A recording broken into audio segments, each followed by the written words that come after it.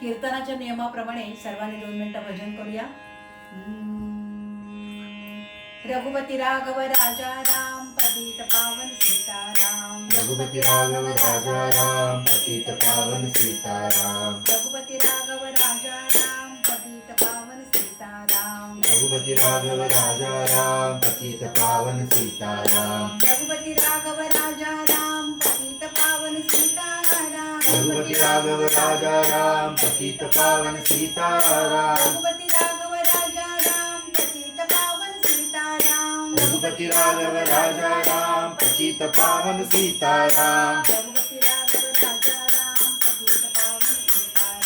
रघुपती राघव राजा राम पतित पावन सीताराम.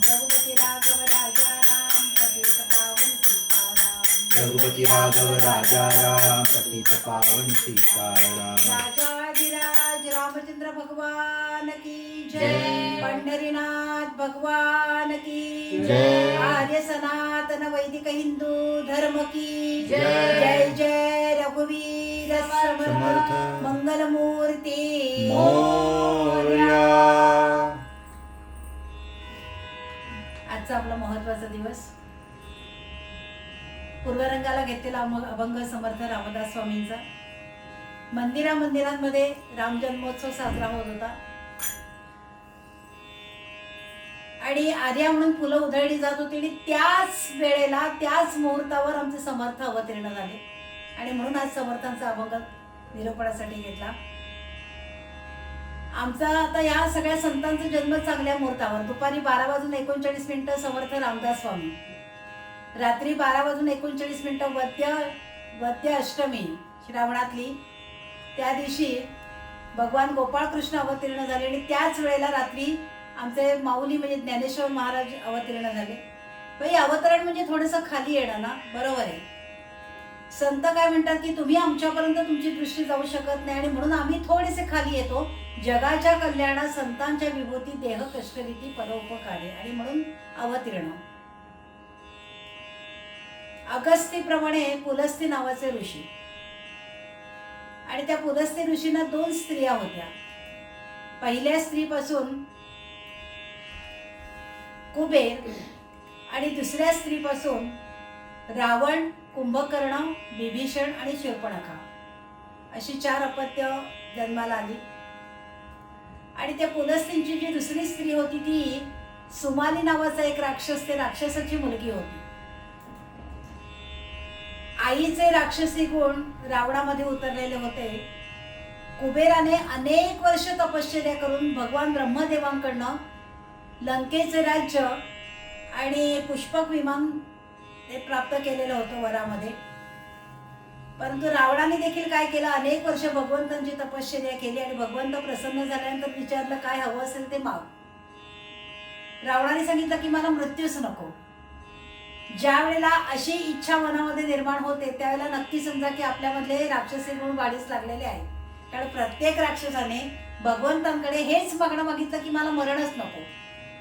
भगवान ब्रह्मदेव म्हणाले की असा वर देता येणार नाही, हे सृष्टीक्रमाच्या विरुद्ध आहे. जो जन्माला आलाय त्याला कधी ना कधीतरी गमन आहे. ज म्हणजे जन्माला येणं, ग म्हणजे गमन येती च. तेव्हा हा वर मी तुला देऊ शकत नाही, दुसरा कुठला तरी वर माग.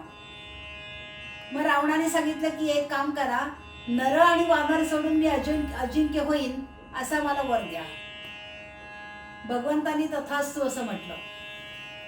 तथास्तु असं म्हणून भगवान अंतर्धान पावले आणि आधीच मरकट आणि त्याच्यातची मद्य प्याला अशी रावणाची स्थिती झाली. आईकडनं आलेले राक्षसी गुण रावणामध्ये दिसायला लागले आणि रावणाने काय केलं, प्रथम कुबेरावर स्वारी केली आपल्या सावत्र भावावर आणि लंकेचे राज्य आणि पुष्पक विमान त्याच्याकडनं काढून घेतलं. तिथे आपलं स्वतःचं राज्य प्रस्थापित केलं. नवग्रहांना जिंकलं, त्यांच्यावर आपलं सिंहासन प्रस्थापित केलं आणि सत्तेवर आल्यानंतर रावणाने काय केलं, तरुण स्त्रियांना भ्रष्टवण्यास सुरुवात केली. मंदिरांची पाडाझड करायला सुरुवात केली. सगळीकडे फतवा काढला की कोणीही देवादिकांची पूजा करायची नाही, प्रत्येक घरामध्ये माझा फोटो आणि त्या फोटोचीच पूजा झाली पाहिजे. अनाचार अत्याचार इतका विकोपाला गेला, सगळेजण त्रस्त झाले.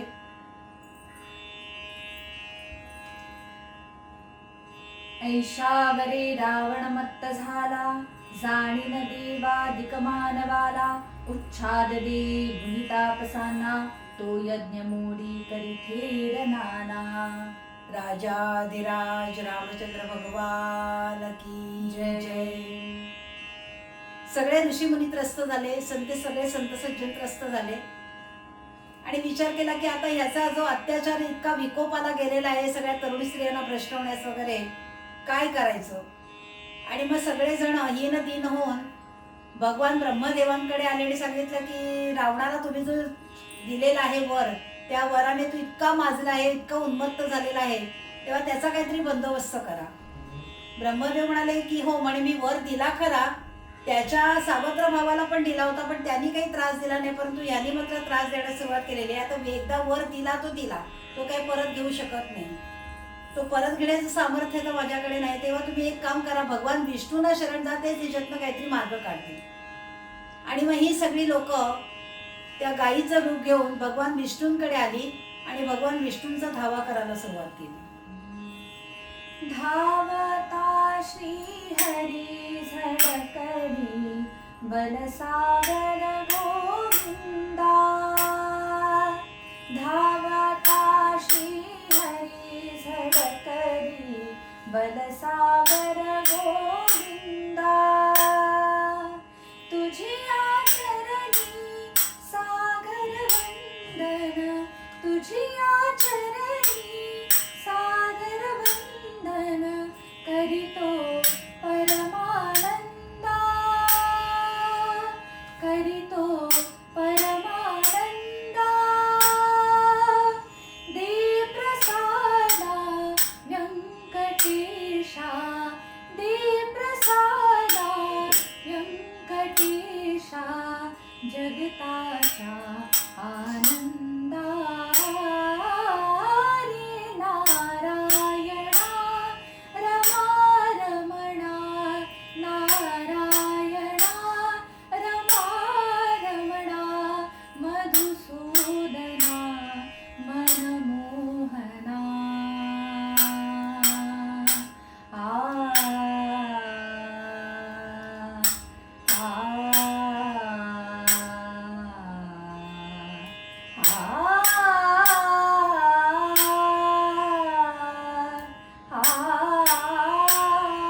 मधुसूदना मनमोहना करुणाघना रे नारायणा. रमा रमणा नारायणा. रमा रमणा नारायणा. नारायणा नारायणा. सगळेजण भगवान विष्णूंना शरण आले आणि विष्णू म्हणाले की हो, आता मुलांनी केलेलं बापाला निस्तराला सवन आता मलाच बघायला पाहिजे. ठीक आहे म्हणे, तुम्ही काही चिंता करू नका. आणि भगवान विष्णूने एक आश्वासन दिलं की तुम्ही सगळे देव जे आहात स्वर्गातले, ते सगळे वानर व्हा आणि योग्य वेळेला आम्ही अवतार कार्य करू आणि रावणाचा निपात करू. मुनीनो सुरानो त्यजा भीती सारी. मुनीनो सुरानो त्यजा भीती सारी. तुम्हासाठी मी हो मनुष्यावतारी. तुम्हासाठी मी हो मनुष्यावतारी. मदंशासवे सूर्यवंशात जन्मा. मदंशासवे सूर्यवंशात जन्मा. सुविख्याती घेईन मी पूर्ण काम. सुविख्याती घेईन मी पूर्ण काम. मुनीनो सुरानो त्यजा भीती सारी.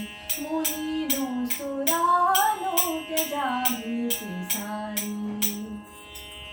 सगळे तुम्ही वानर व्हा आणि योग्य वेळेला पूर्वीचे जे कश्यप ऋषी आणि अदिती, तेच आताचे अयोध्येचे राजे दशरथ आणि कौसल्या, त्यांना मी वर दिला होता की यथावकाश मी तुमच्या उदरी जन्माला येईल. त्या वराची आता आपल्याला उपयोगात आणायचा आहे दशरथ राजे आणि कौसल्या. आणि दशरथ राजे कसे होते आणि कुठे होते, कुठे होती अयोध्या नगरी.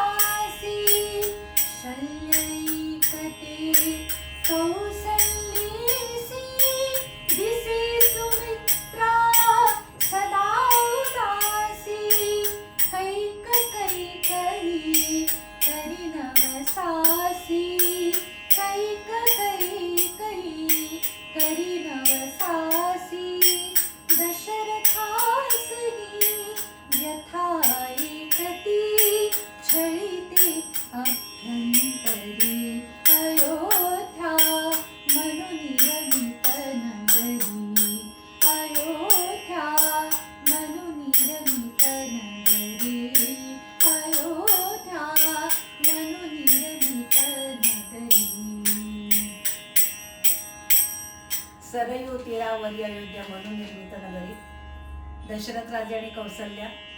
आता देखील मुंबईचं शांघाय करायचं चाललंय, परंतु माणसांचं काय?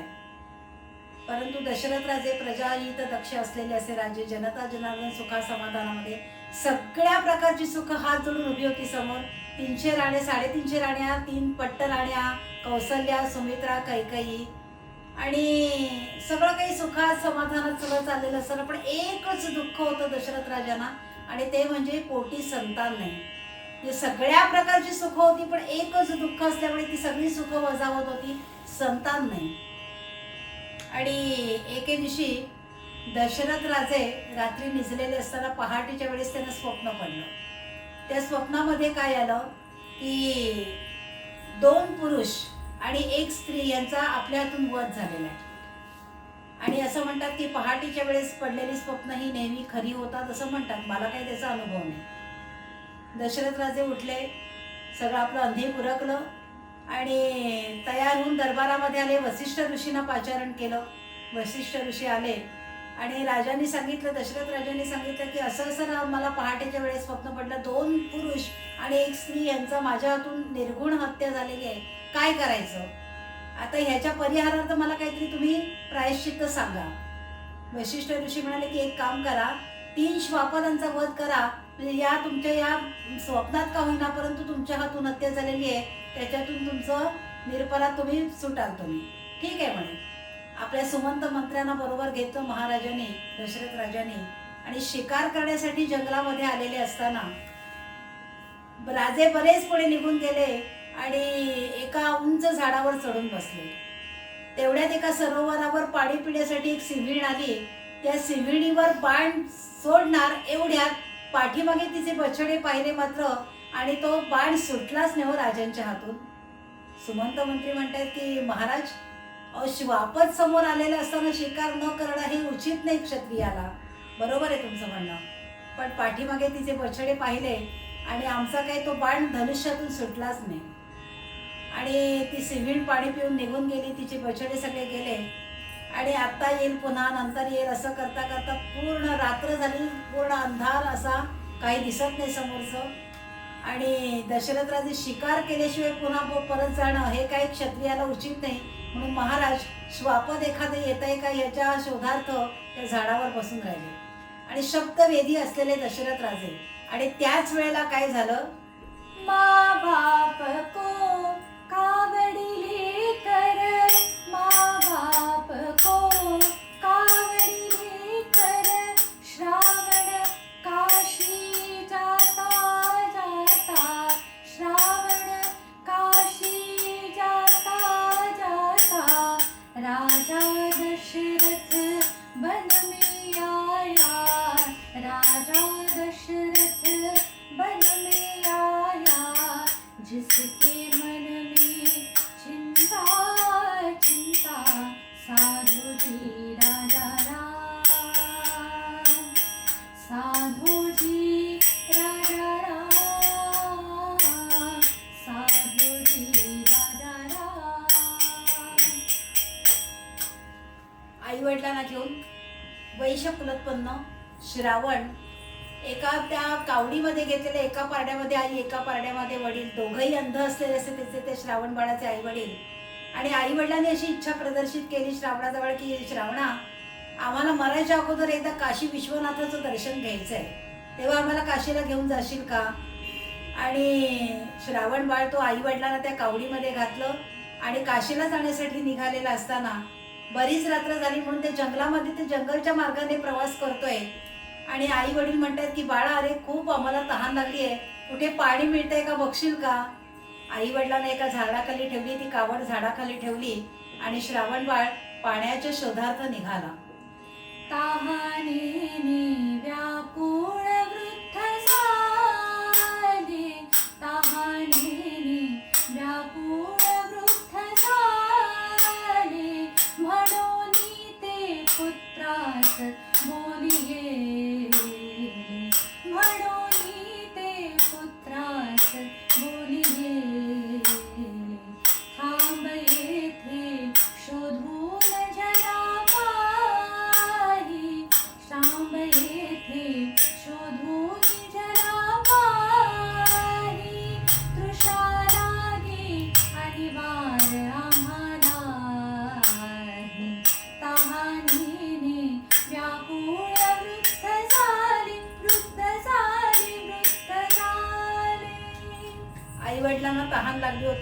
त्यांना पाणी घेण्यासाठी श्रावणबाळाने एका झाडाखाली ती कावड ठेवली आई वडिलांची आणि तुंबा घेतला आणि त्या पाण्याच्या शोधार्थ तो श्रावणबाळ निघाला. जंगलचा मार्ग, मिट्ट अंधार सगळीकडे आणि हळूहळू पुढे पुढे पुढे पुढे येता येता ते सरोवर दिसलं ते श्रावणबाळाला. सरोवरामध्ये ते पाण्याचा तुंबा बुडवला. बुडबुड बुडबुड बुडबुड बुडबुड असा आवाज आला. बुडबुड बुडायसा तोच आवाज आला. दशरथ शर सोडी बेधुनी त्या दिशेला. शरा चुकनी घेतो भेदुनी बक्ष जाई. हर हर भगवंता शब्द ये त्याच ठाई. बुडबुड बुडबुड बुडबुड बुडबुड बुडबुड बुडबुड बुडबुड बुडबुड असा आवाज आला. शब्दवेधी असलेले दशरथ राजे त्या झाडावर बाजूच्या बसलेले आहेत. काळोख हे काही दिसत नाही, परंतु शब्दवेधी असलेले असे दशरथ राजे बुडबुड असा आवाज ऐकायला आल्यानंतर त्यांच्या कानावर आल्यानंतर त्यांना असं वाटलं की सकाळी ज्या सिंहिणीला आपण सोडलंय, शिकार केलेली नव्हती, तीच परत आता त्या सरोवरावर पाणी पिण्यासाठी आलेली आहे की काय असं वाटून त्या आवाजाच्या रोधाने त्या धनुष्यातून बाण सोडला आणि तो बाण नेमका लागला कोणाला? त्या श्रावण बाळाला लागला. आई बेलो आई बेलो आई बेलो आई बेलो आई बेलो असा आवाज ऐकला. मात्र मनुष्यवाणी ऐकली. दशरथ राजे झरझर झरझर त्या झाडावरून खाली उतरले. त्या सरोवराच्या दिशेने धावले की त्या सिंहिणीला मारायचं सोडून दुसऱ्याच कोणाचा वध आपल्या हातून झालाय की काय? कोणीतरी मनुष्यवाणी आपल्या कानावर येते, मेलो मेलो मेलो मेलो. त्या सरोवराजवळ दशरथ राजे आले आणि रक्ताच्या थारोळ्यात पडलेला तो श्रावण बघितला. मात्र ते श्रावणाचं ते मुखकमल आपल्या मांडीवर घेतलं. बाळा, अरे कोण तू? मी श्रावण बाळ. अरे एवढ्या रात्री या जंगलामध्ये काय करतोयस? काही नाही म्हणे, आई वडिलांना काशी यात्रेला घेऊन निघालेलो होतो. आई वडिलांना खूप तहान लागली आणि त्यांना पाणी आणण्यासाठी या सरोवरावर आलो, पण कोणा अभाग्याचा बाण मला लागला आणि आता काही मी जिवंत राहीन असं मला काही वाटत नाहीये. दशरथ राजांना खूप वाईट वाटलं की जे घडू नये तेच पातक आपल्या हातून घडलं. स्वप्नामध्ये आपण पाहिलेलं होतं की 2 पुरुष आणि एका स्त्रीचा वध झाला, त्याच्यापैकी हा पहिला पुरुष. दशरथ राजे म्हणाले की ज्या अभाग्याचा बाण श्रावणा तुला लागला ना, तो अभागी मीच आहे.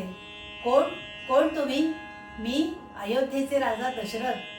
दशरथ राजे तुम्ही? पायाला हात लावून नमस्कार केला त्या श्रावण बाळाने आणि सांगितलं की आता काही मी जिवंत राहील असं मला वाटत नाही, पण माझी शेवटची इच्छा, माझे आई वडील त्या झाडाखाली ठेवलेले आहेत, अंध आहेत, त्यांना काही दिसत नाही, फक्त हे पाणी मात्र त्यांना नेऊन पाजा, कारण तहानेने खूप व्याकुळ झालेत होते.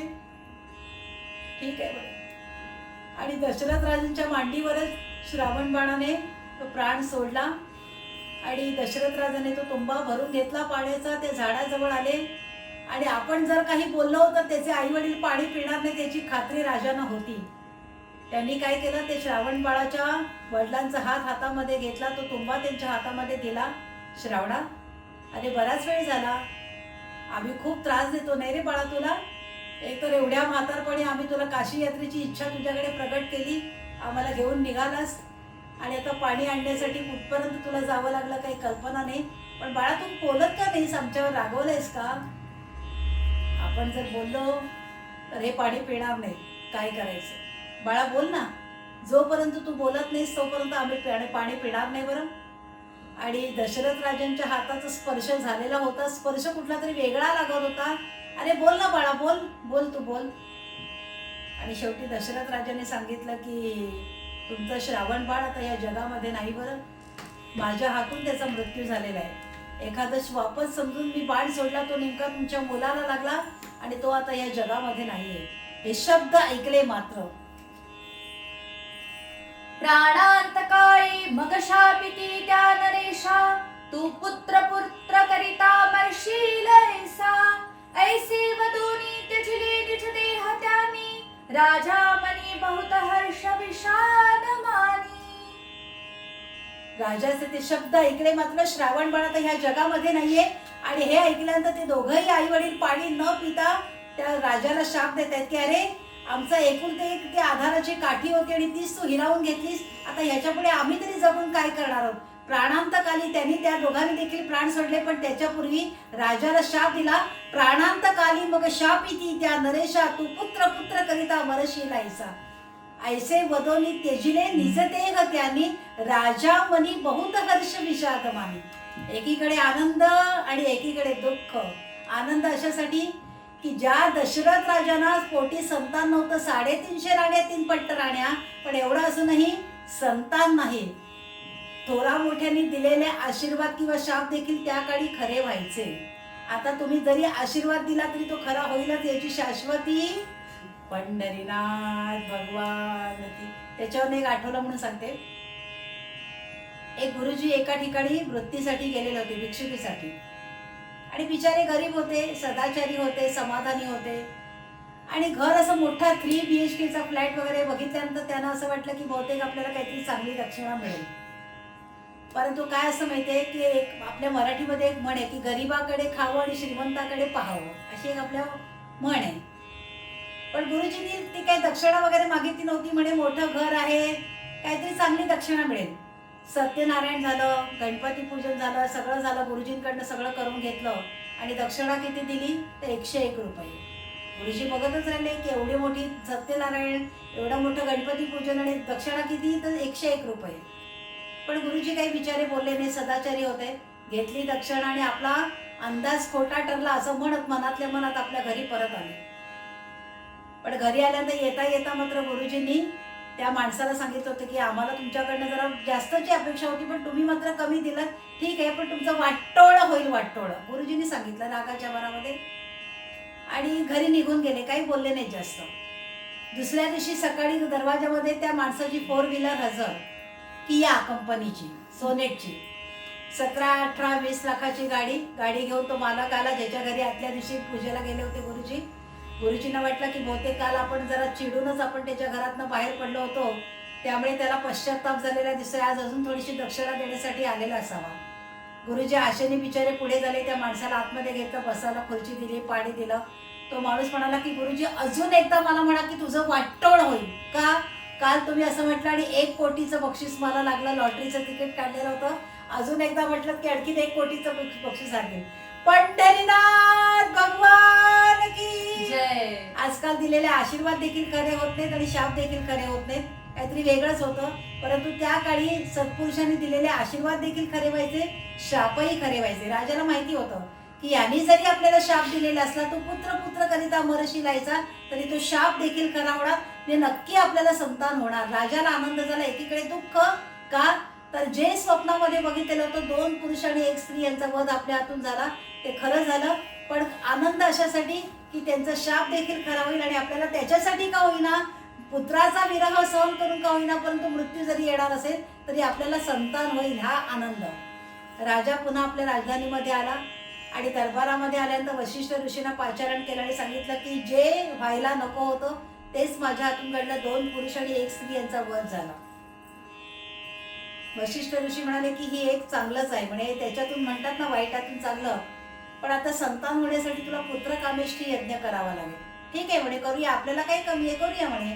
पण तो पुत्रकामेष्ठी यज्ञ करण्यासाठी असा एक पुरोहित आपलं तुम्हाला बघावा लागेल की ज्याने आतापर्यंत कधीच स्त्रीचं तोंड पाहिलेलं नसेल, पण तो कुटुंब वत्सल असला पाहिजे. स्त्रीचं तोंड पाहिलं नसेल आणि कुटुंब वत्सल, हे कसं काय म्हणे आहे. राजाने काय केलं, त्या वशिष्ठ ऋषीने सांगितलं की विभांडक नावाचे ऋषी आणि त्यांचा मुलगा ऋष्यशृंग.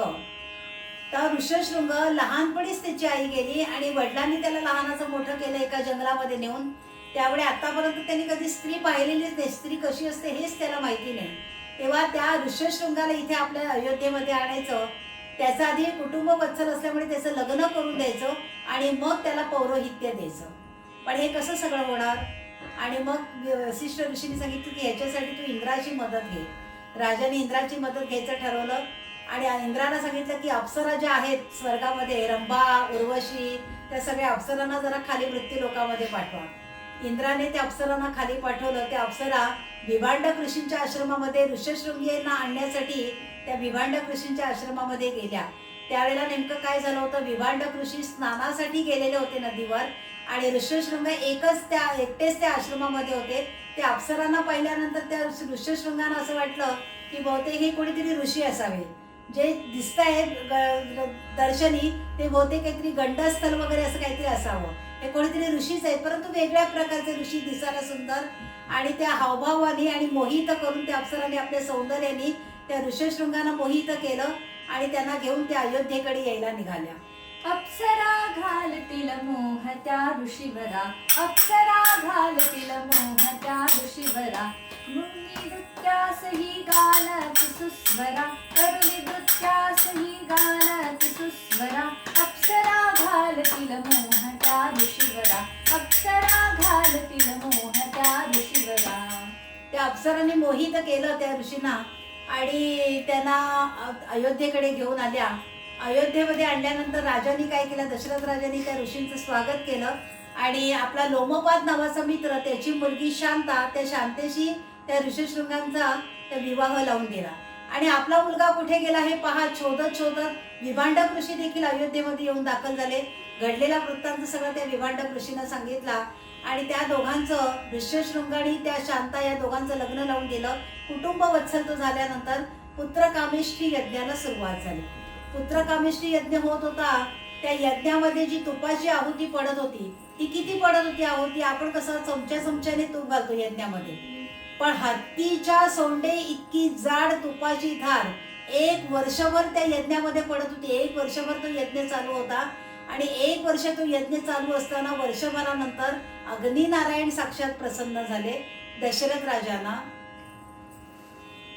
यज्ञदीता आहुती सुस्वभावी, यज्ञदीता आहुती सुस्वभावी, देवताही संतुष्ट हो स्वभावी, देवताही संतुष्ट हो स्वभावी, तै अग्नि साक्षात प्रगट होत, तै अग्नि साक्षात प्रगट होत, द्रुपदीला पुत्रार्थ चरू देत, द्रुपदीला पुत्रार्थ चरू देत. अग्निनारायण साक्षात प्रगट झाले. हातामध्ये ताट होतं, पायस होता, पायस म्हणजे प्रसाद, आणि त्या अग्निनारायणाने दशरथ राजांच्या हाती प्रसाद दिला आणि दशरथ राजांना सांगितलं की हा प्रसाद 3ही राण्यांना सारख्या प्रमाणात वाटून द्या, कौसल्या, सुमित्रा आणि कैकेयी, असं त्या राजांना सांगितलं. दशरथ राजांना आणि अग्निनारायण अंतर्धान पावले. दशरथा घे पायसदान, पायसदान, दशरथा, दशरथा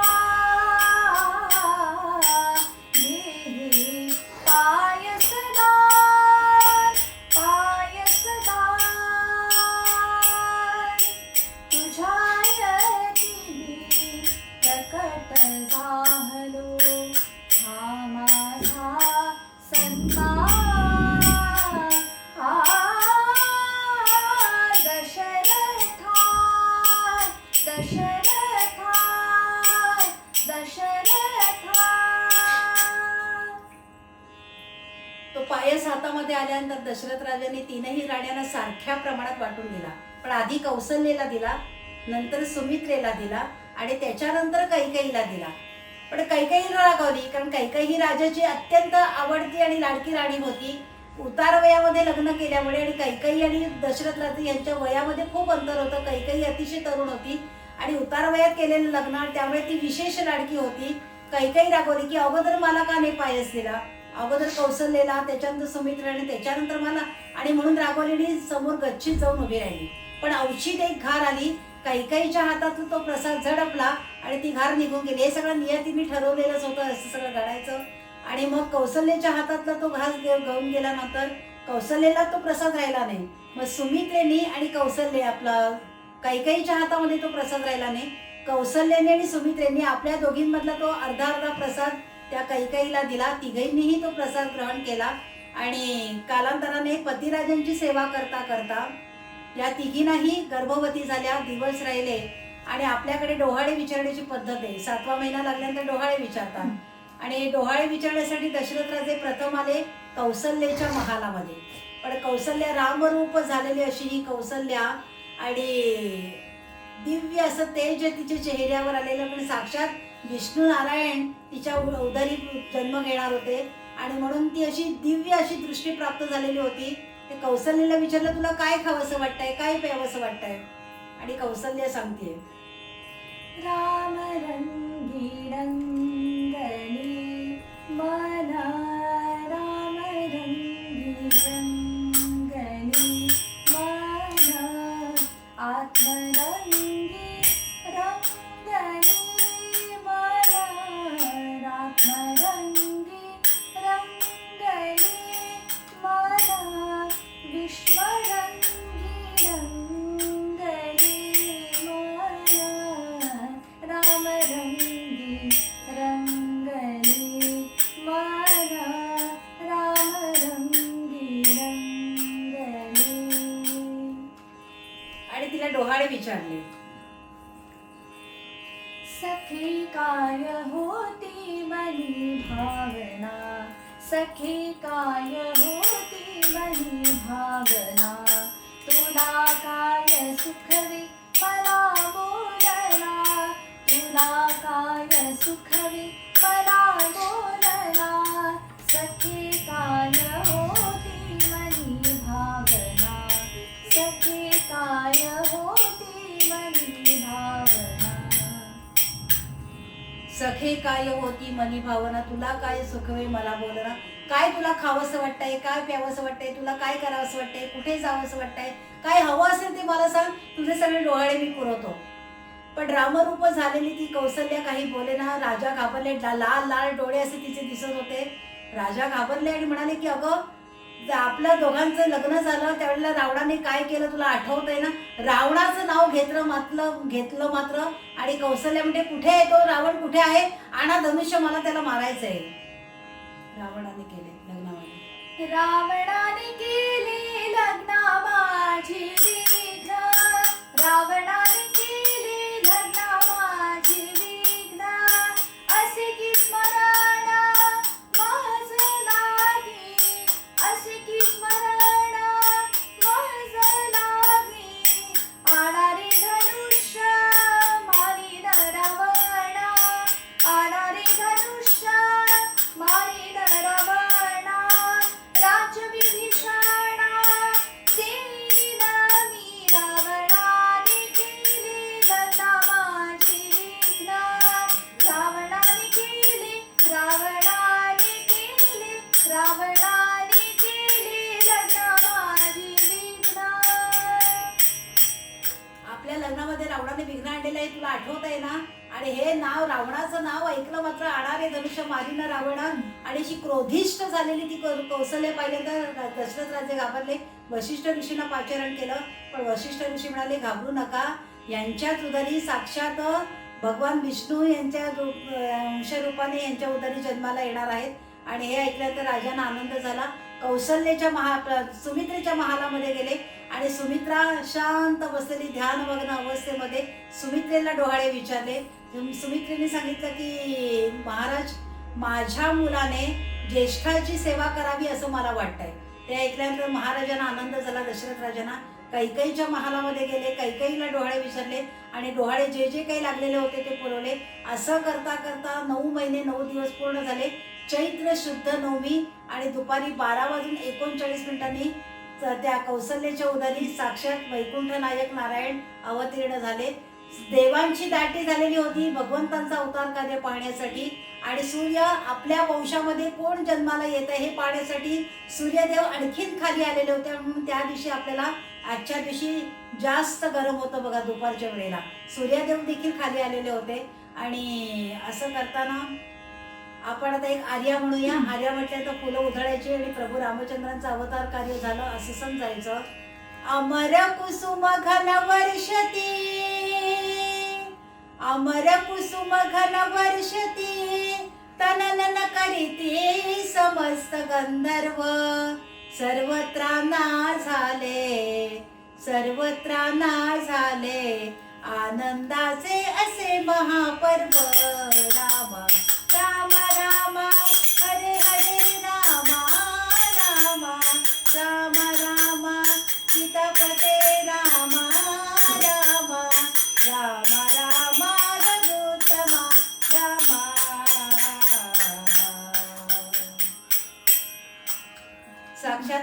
कौशल्याच्या उदरी प्रभू विष्णू त्या रामरूपामध्ये अवतीर्ण झाले आणि अवतीर्ण झाल्यानंतर सगळ्या जनतेला आनंद झाला, अयोध्येवासियांना आनंद झाला.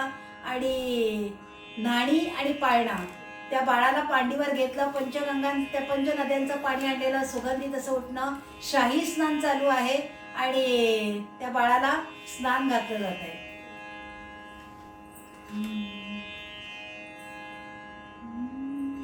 लाविले सुगंधी तेल केशती कुरळ अंग निर्मळ प्रभूचे पाणी अर्गजा सुगंधिता उठणा गणती नाही पायावरी प्रभूला घेती स्नान घालिती हसी श्रीपती दावी मायेला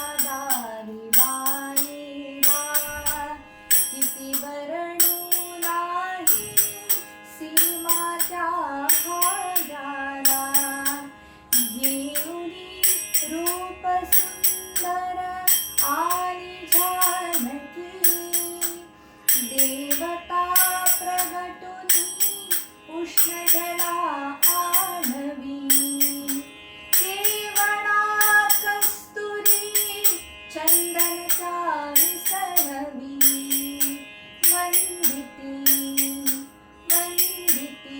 ब्रह्मादिक किती नाही त्यामिती पायची माती लाविली भाळी जो मुळीच निर्मळ स्नान तयाला घाली जो मुळीच निर्मळ स्नान तयाला घाली. त्या बाळाला नाऊ माकू घातलं, स्वच्छ त्याला केलं आणि अंगडं घातलं, टोपडं घातलं, दुपट्यामध्ये गुंडाळलं, कानामध्ये कुंकर मारली, कानामध्ये दडे बसायला नको. आणि असं त्या बाळाला सगळं सजवल्यानंतर सगळेजण दाटीवाटीने तिथे आले होते दर्शन घेण्यासाठी. पण थांबा, घाई करू नका, गर्दी करू नका, सगळ्यांना शांतपणे दर्शन होणार आहे. 2 मिनिटं भजन करूया, पाळणा घेऊया आणि मग भैरवीकडे वळूया. श्रीराम जय राम जय जय राम, श्रीराम जय राम जय जय राम, श्रीराम जय राम जय जय राम, श्रीराम जय राम जय जय राम, जय जय राम, श्रीराम जय राम जय जय राम. रघुपती राघव राजा राम, पतित पावन सीताराम, रघुपती राघव राजा राम, पतित पावन सीताराम, रघुपती राघव राजा राम, पतित पावन सीताराम, रघुपती राघव राजा राम, पतित पावन सीताराम, रघुपती राघव राजा राम, पतित पावन सीताराम, रघुपती राघव राजा राम, पतित पावन सीताराम. श्रीराम जय राम जय जय राम, श्रीराम जय राम जय जय राम, श्रीराम जय राम जय जय राम, श्रीराम जय राम जय जय राम, श्रीराम जय राम जय जय राम, श्रीराम जय राम जय जय राम, श्रीराम जय राम जय जय राम, श्रीराम जय राम जय जय राम, श्रीराम जय राम जय जय राम, श्रीराम जय राम जय जय राम. राजाधिराज रामचंद्र भगवान की जय. प्रभू रामचंद्र अवतीर्ण झाले. परित्राणाय साधूनां विनाशाय च दुष्कृतां धर्म संस्थापनार्थाय संभवामी युगे युगे. सज्जनांचं रक्षण आणि दुर्जनांचं परिमार्जन करण्यासाठी भगवंतांचा अवतार कार्य आहे. कुठलाही नवीन धर्म स्थापन करायचा नसून धर्माची विस्कटलेली घडी नीट घालण्यासाठी भगवंतांचा अवतार कार्य. आणि बाळाला नाहू माकू घातलं आणि त्या पाळण्यामध्ये ठेवलं, सगळ्या सुवासिनी जमा झालेल्या. आणि पाळणा म्हणताय त्या बाळासाठी, त्या बाळाला निजवण्यासाठी. पण मला सांगा की भगवंत जर का निजले तर सगळं संपलं हो. आणि बाळाला निजवण्याचा प्रयत्न चालू आहे पाळण्यामध्ये घालून. बाळा जो श्रीरामा बाळा जो कुलभूषणा दशरथ नंदना निद्रा करी बाळा मनमोहना राम लक्ष्मणा बाळा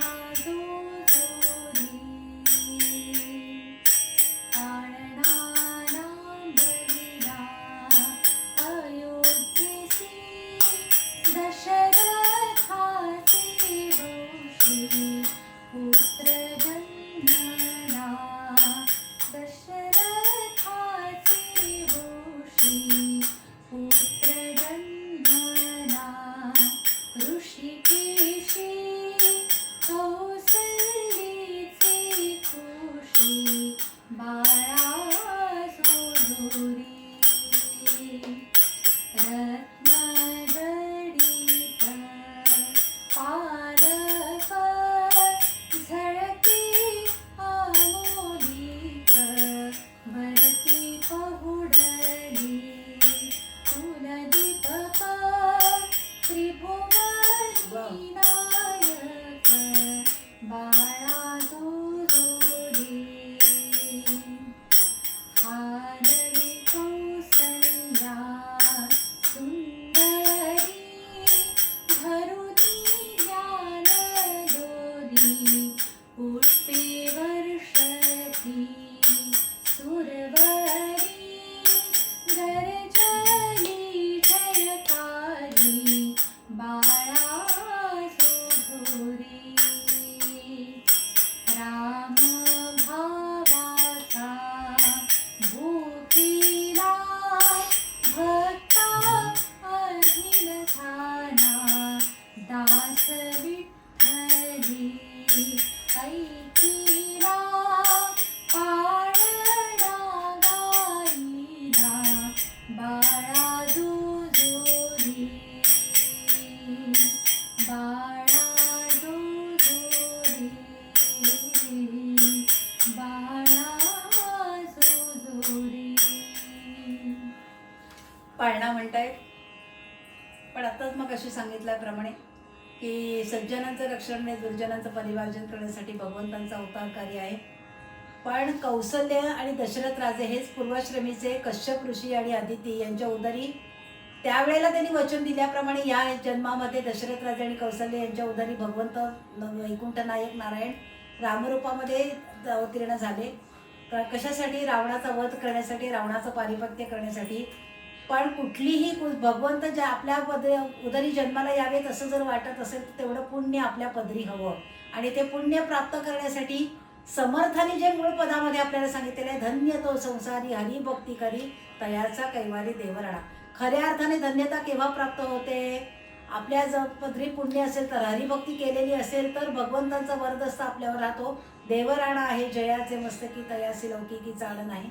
आणि म्हणूनच मूळ पदामध्ये समर्थाने सांगितल्याप्रमाणे धन्य तो संसारी हरिभक्ती करी, धन्य तो संसारी हरिभक्ती करी तयाचा कैवारी देवराणा, तयाचा कैवारी देवराणा. धन्य तो संसारी हरिभक्ती करी, धन्य तो संसारी हरिभक्ती करी, हरिभक्ती करी, हरिभक्ती करी.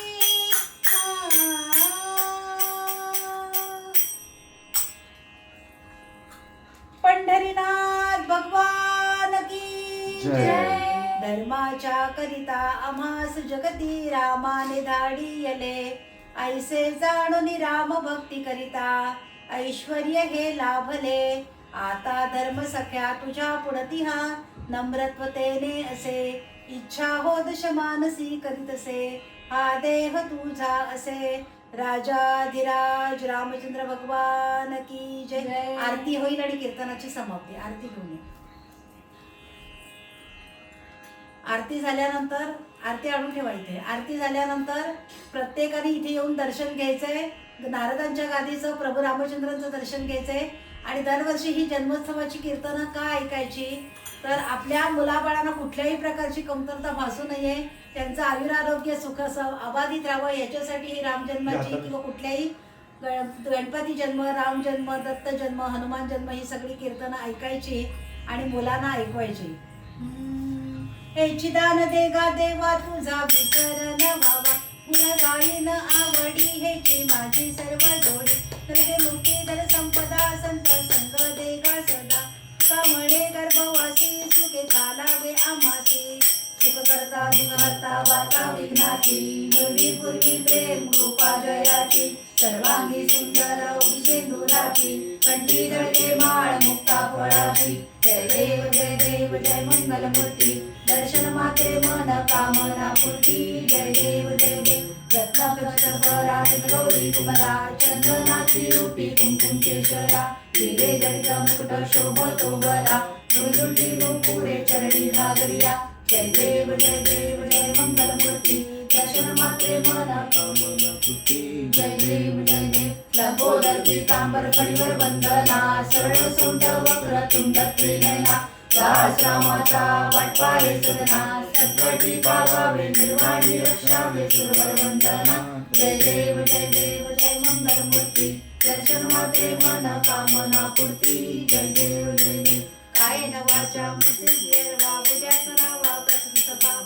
करोमि यत् सकलं परस्मै नारायणाय समर्पयामि अच्युतं केशवं राम नारायणं कृष्णदामोदरं वासुदेवं श्रीधरं माधवं गोपिकावल्लभं जानकीनायकं रामचन्द्रं हरे राम राम राम हरे हरे हरे कृष्ण कृष्ण कृष्ण हरे हरे हरे राम राम राम हरे हरे हरे कृष्ण कृष्ण कृष्ण हरे हरे राजाधिराज रामचंद्र भगवान की जय, पंढरीनाथ भगवान की जय, आर्य सनातन वैदिक हिंदू धर्म की जय, देवर्षी नारद महाराज की जय, जय जय रघुवीर समर्थ मंगल मूर्ती